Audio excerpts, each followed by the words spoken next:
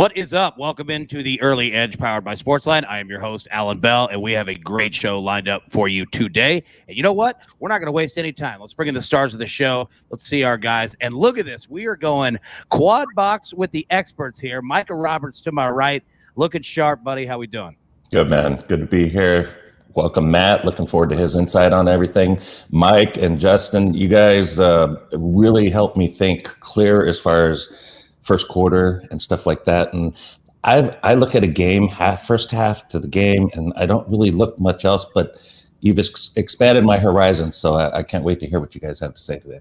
Yeah, you know what? And I love it that we have two baseball experts because we got a massive Game 4 in the World Series. Matt Snyder, how we doing, my man? I'm okay. I'd be a lot better if Eddie Rosario would have charged that ball a little harder and would have saw a no-hitter in the World Series last night. But yeah, I'm still good. That would have been legit for sure. Jay Smooth, what's up, buddy? Yeah, I mean, same page as Matt here. Excited for some more action out in Atlanta. I think we maybe see the series even, but we'll talk about that a little later. Yep. M Squared, what's up, buddy? Just enjoying the same rainy Nashville weather that you are this morning. But, hey, it's kind of a little preview of what I'm expecting in some of these college football games today. So I'm pretty excited about it.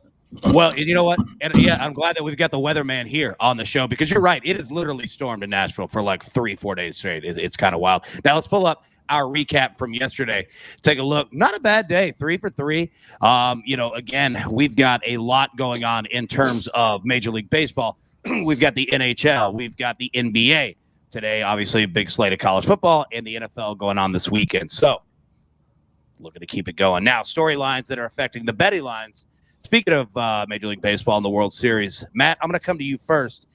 So we've got the Braves up 2-1, but we saw something similar with the Astros in the ALCS. What are you looking at, my man? Yeah, it's interesting. The Astros led the American League in batting average, on base percentage, runs scored during the regular season, and their bats have been completely dormant to this point in the series. Even in game 2 when they had that little outburst early in the game, it was just a bunch of ground balls that kind of had eyes. They haven't really busted out yet. And we saw something similar, as you said, in the ALCS. In game 4, early in the game, it looked like they were about to be down 3-1, and you thought, okay, this series is over. And then all of a sudden they busted loose. They had 7 runs in the 9th inning. I feel like at some point during this game, the bats are going to bust loose again. Yeah, I'm with you on that. Like, I was kind of surprised. I mean, obviously, we had, 5 innings of no-hit ball last night, to see a 2-0 game. But I'm with you. I mean, both of these lineups are potent, right? And we're going to see way more of hitting and less of what we saw last night. Now, Micah, we got a big slate of college football today. You've always got your fingertip on the pulse, what's going on in Las Vegas. What money moves are you seeing? Yeah, just a couple from Sunday at Circus Sports, 11 a.m. They're the first number that comes out in the world. It's awesome to see the line movement. It goes fast and quick and then settles on the number that basically everybody uses when they open up Sunday night or Monday morning. Those initial moves were Minnesota -4 to -8 down to 7.5 against Northwestern. Georgia Tech pick to -4.5 to 4 against Virginia Tech. San Jose State +1 to -3 against Wyoming. Rutgers +2 to -1.5 at Illinois, and Ohio State 15 to 18.5 against Penn State. Those were the big moves from Circa this week. Yeah, this is going to be we're getting to the point now, the college football season, where it's make or break. And we were talking about it on the live show on Wednesday, to where these teams that are up there, they're going to start playing each other, not only in the rankings, but, in their individual conferences. Obviously, we see Ohio State and Penn State today. We see Georgia and Florida. It's going to be fantastic. Now, speaking of all that, in your feeds, we have so many different mega kind of preview shows. We've got your NFL Week 8 preview show in your feed right now. We've got the college football preview show in your feed right now for Week 9. NFL props came out yesterday, as well as the MMA. So whatever sport you're looking at, I assure you we have got you covered here. Now, let's get to some picks, boys. Let's get to some picks. M Squared, you know the drill, son. I wanted to do that. I was waiting on it all morning. You get the bat. You're up first. What you got, buddy? Yeah, you guys know the drill. When coach is away, this is where we sneak those unders in. I've got two of them here. We're basically going to go 2-0 or 0-2 on this most likely, but we're looking at Michigan State. I'm taking the first half under 25 or under 24.5 minus 110. And I'm also taking the under in the first quarter, which is 10.5 at minus 115 over on DraftKings right now. Both of these two teams, they want to do the same thing. They want to establish run. They're very content playing at a slow tempo. This Michigan offense rates 100th in the nation in terms of number of plays per minute that they run. Both quarterbacks are average. They're not going to have too many deep shots down the field. So I like the unders in this game. I think it's going to be a slow tempo game. They're both going to try to establish that run really early, and I think both sides are content to win a low-scoring battle. I think they're going to be very conservative and take care of the football, especially early in the game, not to let momentum swing one way or the other too quickly. So I'm taking the under 10.5 in the first quarter and under 24.5 in the first half. So today's show is all about correlated plays. So, Micah, you're also looking at this game. You have 2 plays on the board for us. Oh, and side note, well done on that Troy Coastal Carolina over. You've already hit 1 for this week, so nice job on that. Oh, but yeah, you're you. Looking at. Yeah, sorry. Go ahead. Oh no, I like Michigan State in this game, and I do believe it'll be a low-scoring game as well. Didn't put the total on as a bet so far, and I got a few minutes to go, and so Mike. Endorsement is something I'll look at. But Michigan, this is the 114th time these guys have played. This game means a lot. This is only the 5th time that we've seen them both be in the top 10. They are both undefeated. The winner of this game kind of has a free roll through Ohio State to go to the national championship, into the playoffs. And Ohio State, yeah, people are going to say you're not going to beat them. But a trudging, sludging team like both these have, good defense, slow the clock down, run the ball. This is what both teams do. So when I look at Michigan and Michigan State, I say, okay, who's going to run the ball better? Michigan's been better overall, but I got a Heisman Trophy contender that I can get on board with +4 on the points. I think Kenneth Walker is going to have a big game. I think 18-1 is too high on him right now. These other quarterbacks, they're just cruising like they're going to win it. And this is a game where Kenneth Walker, if he shows up big, like we've seen in these games before, the Big Ten games, he shows up big here, and then he's got, I think he's got Penn State and then Ohio State, and runs the table, big yardage. He's got a good shot. So something to look for there, 18-1 on him as well. And I just think the spot's a good spot. I don't think the respect is given to Michigan State by Harbaugh the way that he does with Ohio State, and he still never beat them.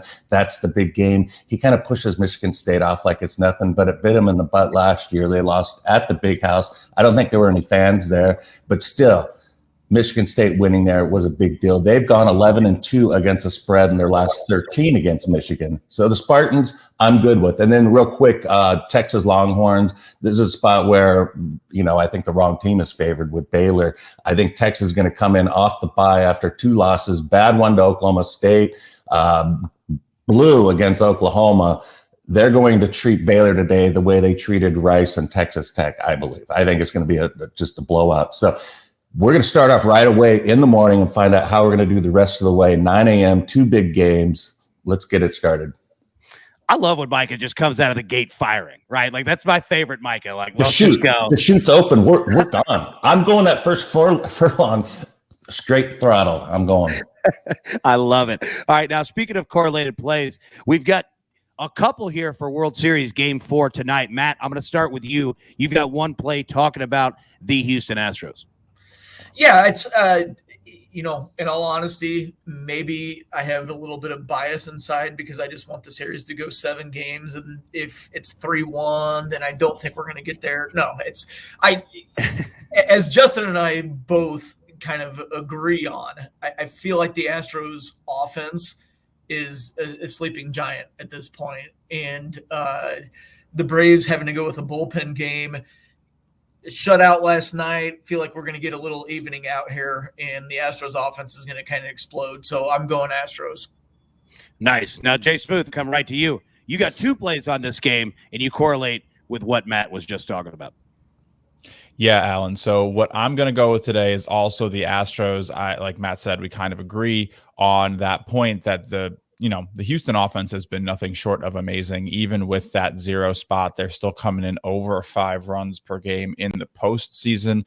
They've been able to do major damage in short time. And what my real edge here today is going to be that the Braves used some of their best arms yesterday. They used 4 relievers. The Astros used 5 relievers. So we're probably going to see like that B team a little bit today. And I do think the Astros get an edge when it comes down to their lineup just being a better lineup against maybe that second tier of pitching that they're going to see. The Astros are going to be facing Jesse Chavez to open the game. He's really just going to go 1 inning. So you can really expect to see a lot of different pitchers. And again, the Astros lineup should come back alive.